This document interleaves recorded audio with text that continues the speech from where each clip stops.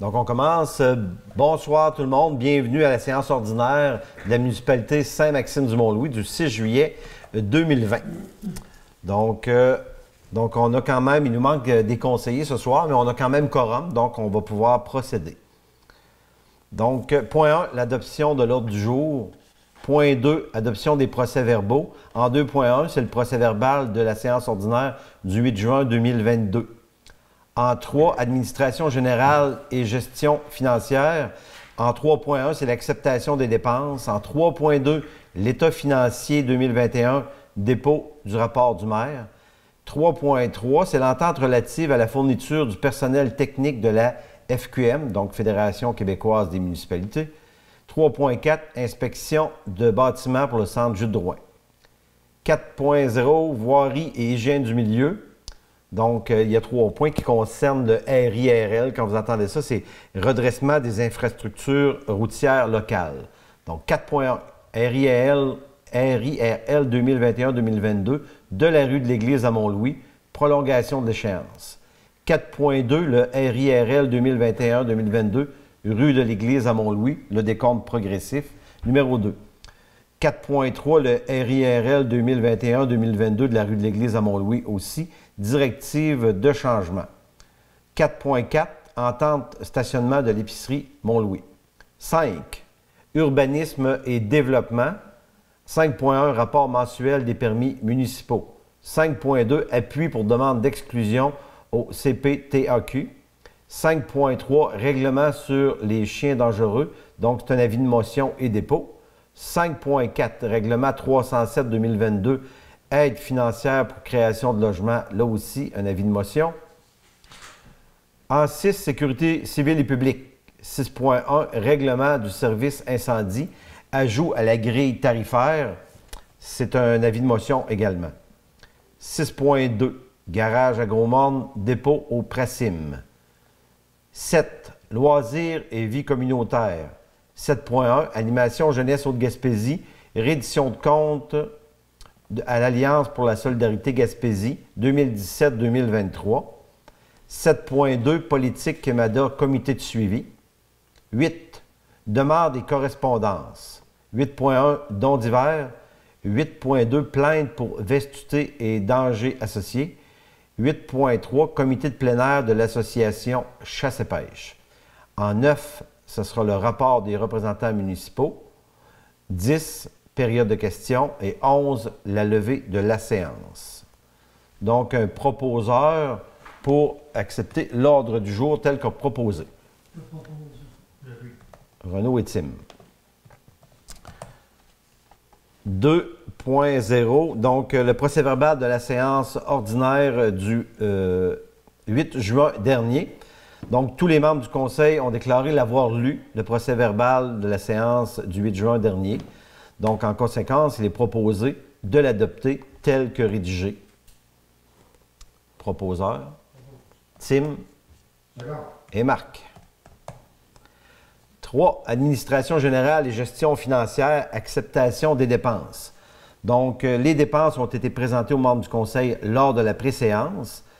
Le greffier trésorier certifie qu'on dispose de fonds nécessaires pour les dépenses. Donc, il sera proposé par le Conseil d'approuver la liste de dépenses suivantes. Les comptes à payer pour un total général de 37 694,93 $.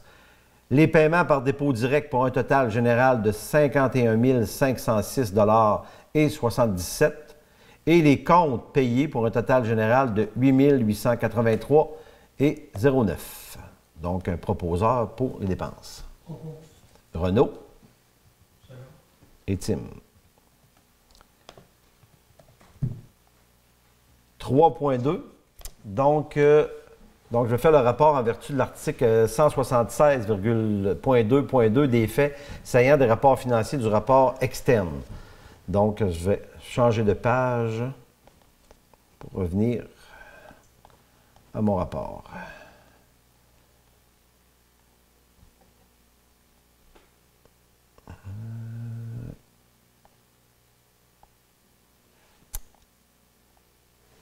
On va faire une lecture brève, mais plus tard cette semaine, on fera probablement une capsule pour expliquer en détail ce que c'est. Donc, le rapport financier 2021 de la municipalité Saint-Maxime-du-Mont-Louis.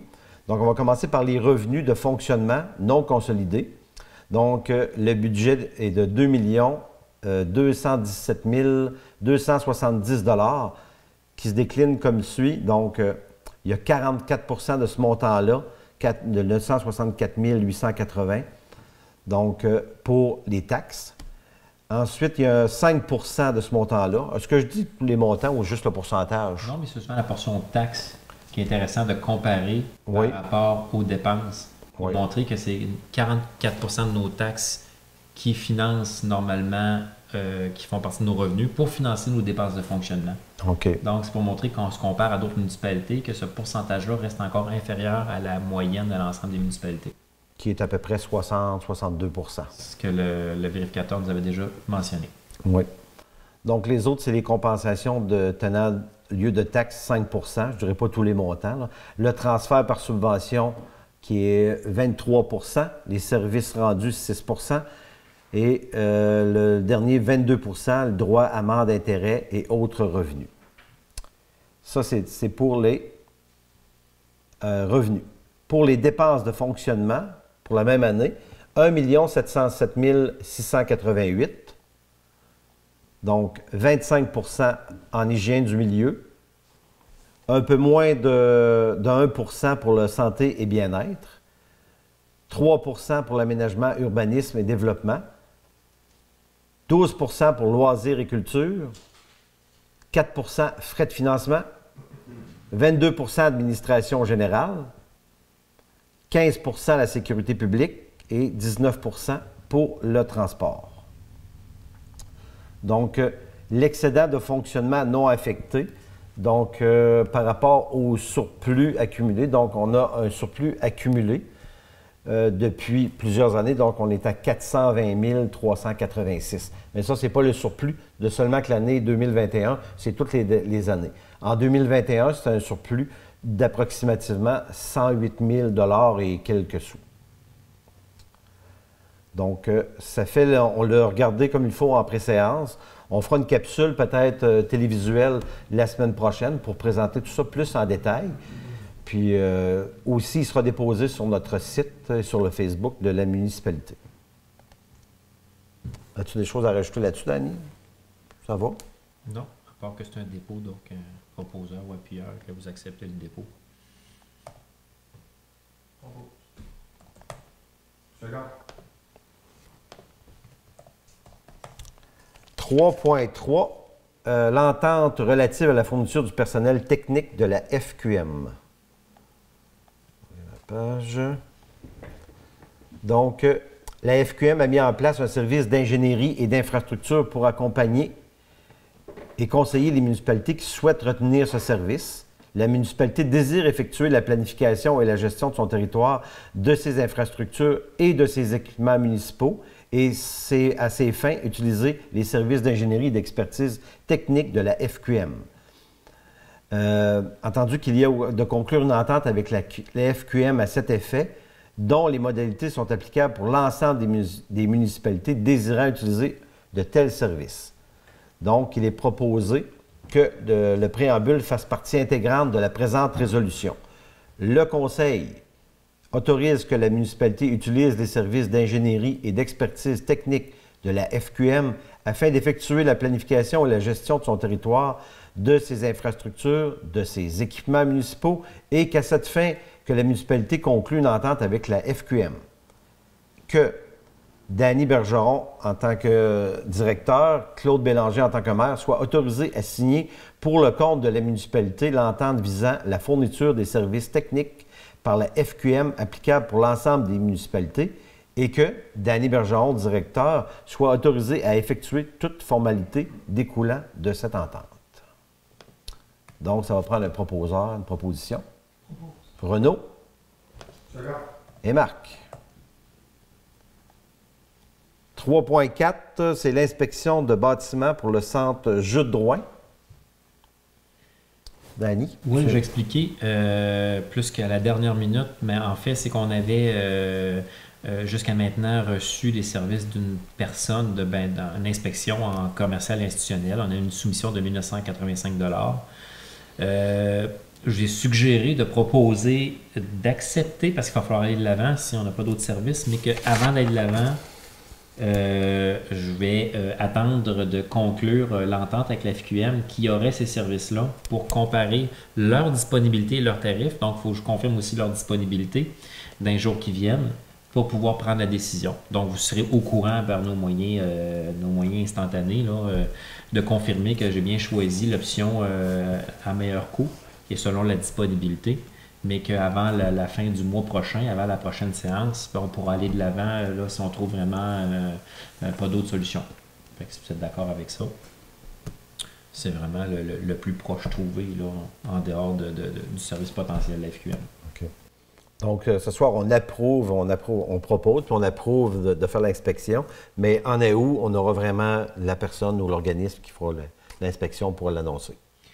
Bien, vous pourrez savoir que l'organisme l'a fait, vous allez savoir qu'il l'a fait. OK. Vous pouvez, je vous suggère de me proposer d'accepter d'aller de l'avant au cas où la FQM ne serait pas disponible et ne serait pas meilleur marché. OK. Donc, c'est conditionnellement ce que j'ai validé avec la FQM, leur disponibilité et leur tarif. Parfait. Donc, ça. Tim? Renaud.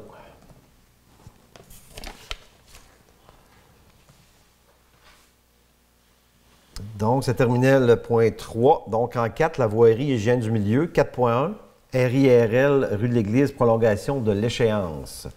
Donc, considérant que l'échéance prévue des travaux suivant la réception de la lettre d'annonce d'octroi de l'aide financière dans le cadre du programme d'aide à la voirie locale du ministère des Transports du Québec, le 17 juin 2021, étant dépassée, il est proposé que le Conseil demande un report de l'échéance au 31 décembre 2022 afin de permettre la fin des travaux amorcés à l'automne 2021 et en cours de finalisation en juillet 2022, mais sujet à des imprévus pour le pavage à être effectué par Monsterling.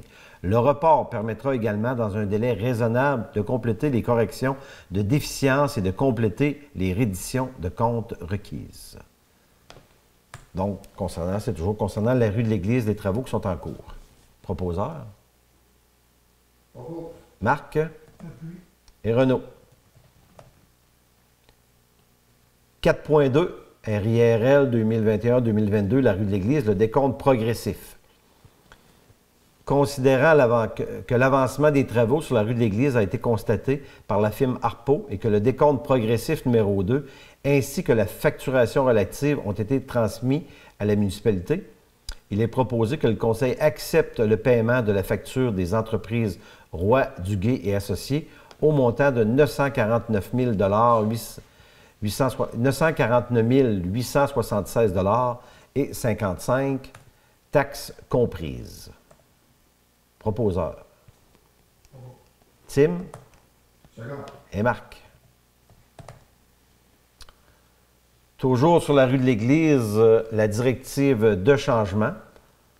Donc, considérant que différentes directives de changement ont été émises en cours des travaux et qu'une seule entraînait une hausse négligeable au contrat, considérant deux autres directives de changement sont également pendantes pour remplacer d'une part l'ensemencement mécanique par du gazon, ce qu'on appelle hydraulique, l'ensemencement hydraulique.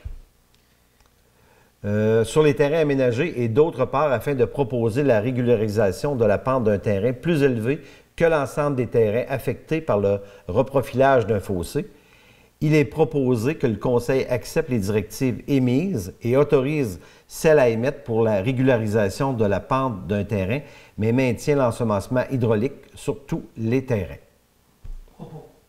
Renaud et Marc. 4.4, entente de stationnement de l'épicerie Mont-Louis. Donc, on avait une entente avec l'ancien propriétaire. Donc, là, on sait que ça vient de changer de propriétaire. Donc, on reconduit, en attendant de faire une autre entente, on reconduit la même entente qu'on avait avec M. Pierre Lepage. Puis, en passant, bien, j'aimerais peut-être remercier Pierre pour les années qu'il a données. Je ne me souviens pas si c'est 3 ou 4 ans ou 5 ans qu'il a été à l'épicerie. Donc, remercie Pierre pour le service offert pendant les 5 ans. Puis, on va profiter de l'occasion pour souhaiter la bienvenue au nouveau propriétaire et à son équipe. Puis, longue vie à vous. Donc, on vient de parler de l'entente. Donc, le Conseil accepte de reconduire la même entente avec les nouveaux propriétaires en soulignant qu'une nouvelle entente sera à prévoir dans les prochains mois concernant l'usage à long terme, l'entretien et les coûts afférents. Ainsi, le Conseil autorise le maire Claude Bélanger et le directeur général Danny Bergeron à signer l'entente. Tim et Renaud. Département 5, urbanisme et développement, rapport mensuel des permis municipaux. Donc, l'inspecteur Éric Darèche a le pouvoir d'autoriser de certifier les demandes de permis, incluant les opérations cadastrales et projets de lotissement de la municipalité. Donc, en préséance, on a pris connaissance des permis et on autorise, on accepte le dépôt de ces demandes de permis. Proposeur. Marc. Et Tim. 5.2, appui pour demande d'exclusion au CPTAQ. Donc, considérant que Jonathan Trudel et Andréane Lemieux, propriétaires de bâtiments sur la rue d'un terrain sur la rue de l'Église à Mont-Louis, comptent déposer une demande d'exclusion d'une portion de leur terrain à la CPTAQ via la MRC de la Haute-Gaspésie. Considérant que pour justifier l'exclusion d'une portion historiquement non exploitée à des fins agricoles, les propriétaires ont présenté un projet au Conseil qui nécessiterait une modification à la réglementation d'urbanisme. Considérant que le Conseil a pris connaissance du projet en phase avec son orientation de développement récréo-touristique et que la demande d'exclusion n'enlève en aucune façon des terres agricoles exploitées pour un autre usage, il est proposé que le Conseil appuie la demande d'exclusion et signifie son intention ferme d'adopter des modifications à la réglementation en urbanisme dans les prochains mois, dans le cadre d'un mandat de modernisation de sa réglementation en la matière en cours, et qui permettra de manière générale les usages récréo-touristiques requis dans le secteur en respect des autres dispositions réglementaires existantes. Donc, ça va prendre le proposeur. Marc et Renaud. 5.3, donc je vais passer la parole à un conseiller pour l'avis de dépôt concernant les règlements sur les chiens dangereux. Oui. On va passer, ça va être Marc. Oui.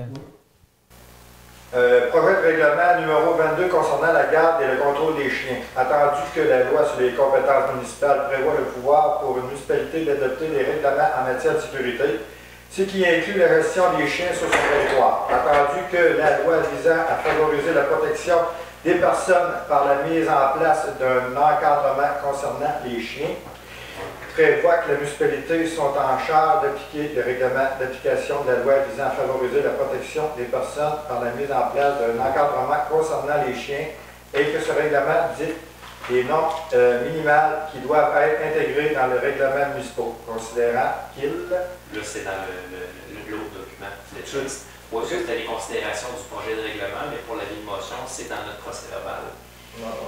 C'est pas dans ce document-là. Non. Je voulais présenter l'avis de motion. Tu voulais le lire. OK.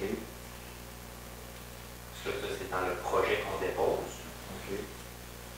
C'est où, là? Il faut que tu sortes.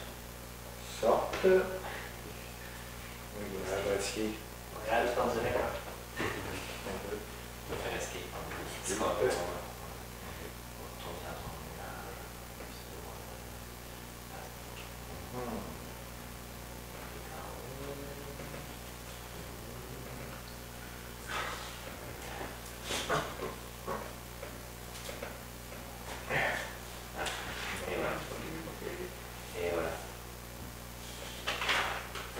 Et voilà.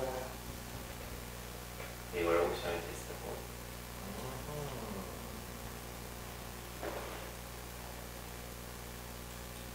Et voilà, c'était ici. Et là, on a lire les deux trucs en haut ici. Ça va juste faire. C'est ça? Et ici. Et voilà. Ça? Ça, c'est ici. Okay. Voilà. Gilles Marcouché, conseiller, donne l'avis de motion de déposer le projet de règlement 310 2022 concernant la garde et le contrôle des chiens qui sera adopté à une séance subséquente. Merci. Là, on n'a pas lu tous les règlements, mais j'imagine que quand ça va être adopté, ça va être déposé sur notre site. Aussi. Les gens pourraient le consulter aussi. Exactement. Ouais. Donc, c'était juste un dépôt. 5.4, là aussi, je vais passer la parole à un conseiller. C'est le règlement 307-2022, l'aide financière pour la création de logements. Je pense que c'est Tim. Je, Tim Robinson, conseiller, donne avis de motion et dépose le projet de règlement 307-2022 ayant pour objet la mise en place d'un programme d'aide financière à la création de logements qui sera adopté à une séance subséquente.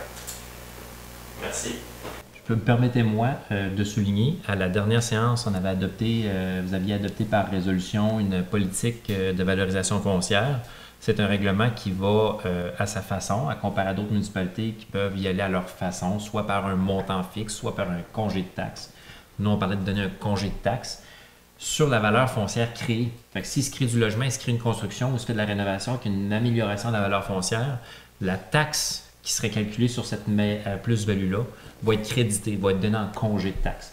C'est un peu le principe de la politique. Puis comme c'est permis de le faire pour la création de logements, avec les critères légaux qui nous ont été donnés ce printemps, il faut adopter un projet de règlement. On a le modèle qui est déposé aujourd'hui, que vous aviez dans votre documentation. C'était juste pour le souligner qu'il va y avoir une aide en forme de congé de taxe, de crédit de taxe. Donc on reprend ce qu'on a dit à la dernière séance, mais là, il est inclus dans un projet de règlement déposé spécifiquement pour la création de logements aujourd'hui.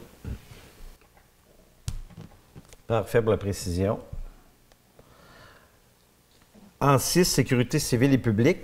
6.1, on aura aussi un avis de motion, règlement du service incendie, ajout à la grille tarifaire, donc qui de mieux que Renault pour... C'est-tu règlement numéro 309-2022? Oui. Attendu que? Avec le considérant dans le règlement du service incendie, on avait vu l'adoption du règlement là, en vigueur. Là, il y a des équipements qui se sont ajoutés. Fait qu'on fait oui, le 309-2022, c'est le qu'on parle. Clarification pour toute l'intervention. Pour se tromper du numéro, là, c'est ça. Je pense que c'est peut-être la même chose que Marc. Non. Oui, c'est ça. Là, je vais te dire, je vais te passer ma tablette. C'est ça que c'est 6 points considérant puis je. Environ, je pense. Ouais. Ben, regarde, je suis en train de ma tablette.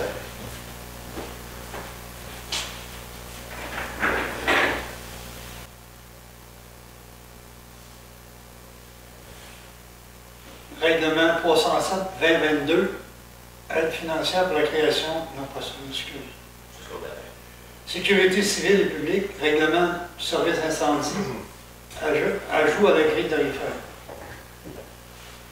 Je, Renaud Robinson, conseiller, donne avis de motion et dépose le projet de règlement 309-2022, modifiant le règlement 262-2015 concernant la sécurité incendie qui sera adopté à une séance subséquente. Voilà, je l'ai dit juste avant pour expliquer que c'était des équipements, depuis qu'on avait adopté le règlement en 2015, il y a eu des nouveaux équipements pour le sauvetage hors route ou nautique, puis qu'il n'y avait pas formellement de tarifs prévus. Donc là, ça a été, on l'ajoute en faisant une modification à la réglementation. Donc ça a été déposé. Et puis, c'est une tarification qui est utilisée dans l'ensemble du territoire déjà, qui est déjà dans d'autres formes de facturation. On vient juste l'entériner officiellement dans la grille tarifaire du règlement. Parfait, merci. 6.2, le garage à Gros-Morne, dépôt du PRACIM. Donc, PRACIM qui veut dire Programme d'amélioration de construction d'infrastructures municipales.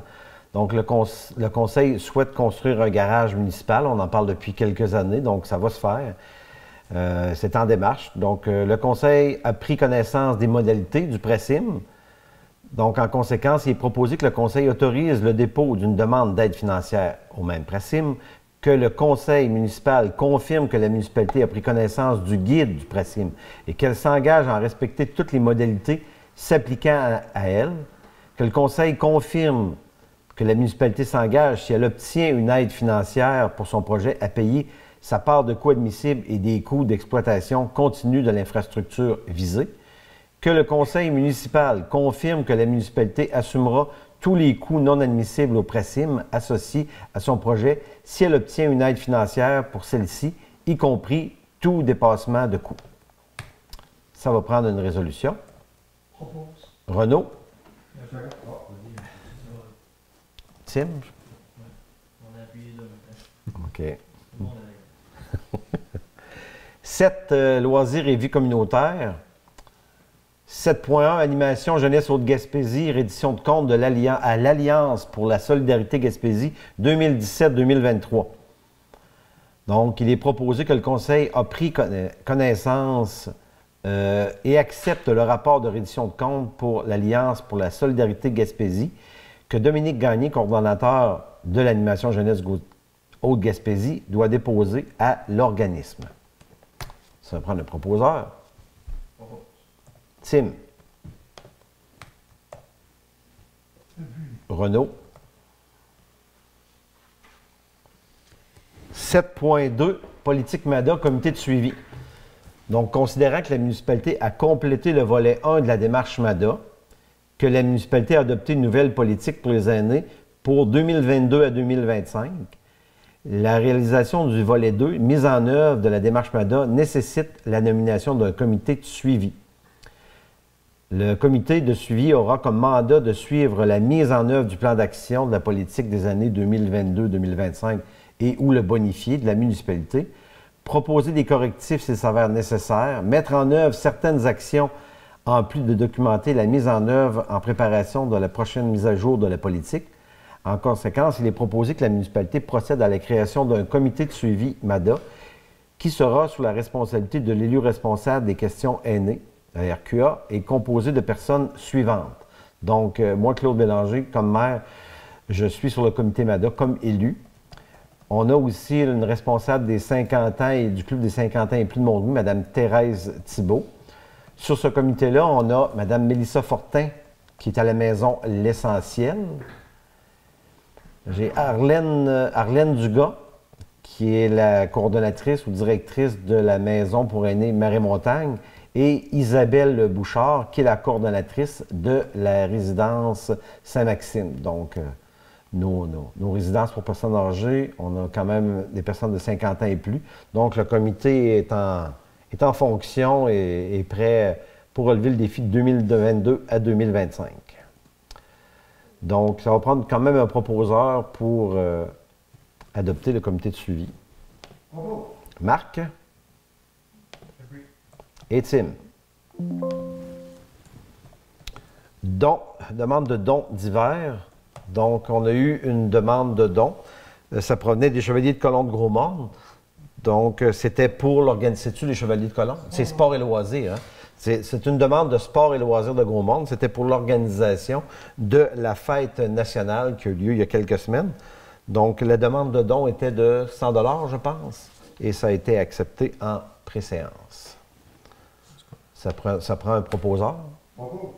Marc et Tim qui seconde. 8.2. Plainte pour vétusté et danger associés.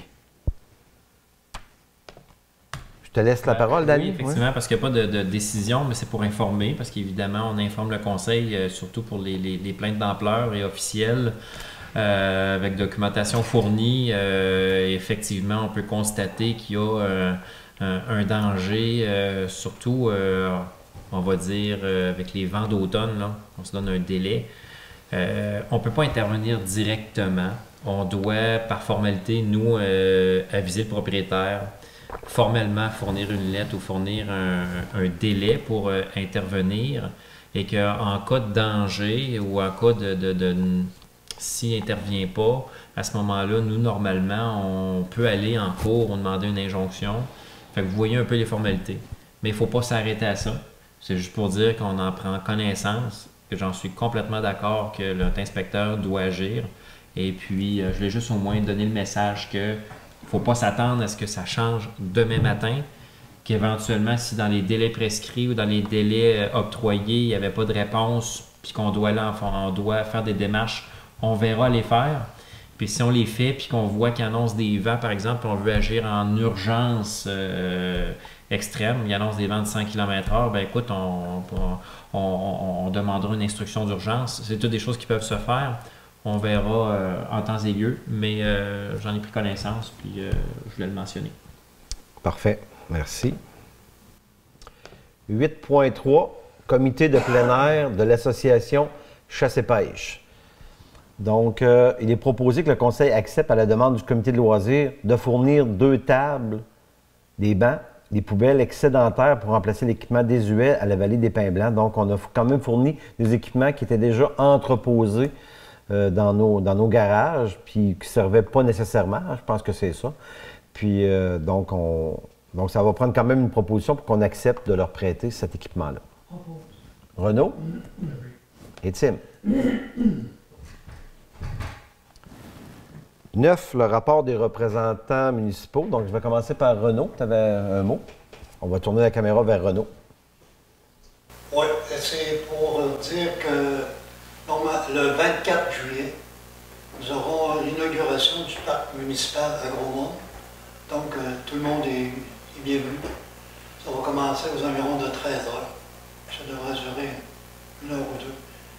Donc, c'est une invitation au nom de Sport et Loisirs et de la municipalité. Saint-Maxime de Montréal. Je pourrais ajouter que ça va être un beau parc, parce que les travaux qui sont déjà commencés, puis c'est déjà pas mal plus beau. Fait qu'imagine, quand tout va être installé avec le gazon, là, ça va être prêt pour l'inauguration.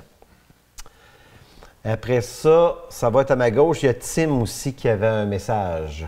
Oui, dans le fond, Splash, à la fin juin, Splash a été mandaté pour recevoir un prix par l'URLS Gym.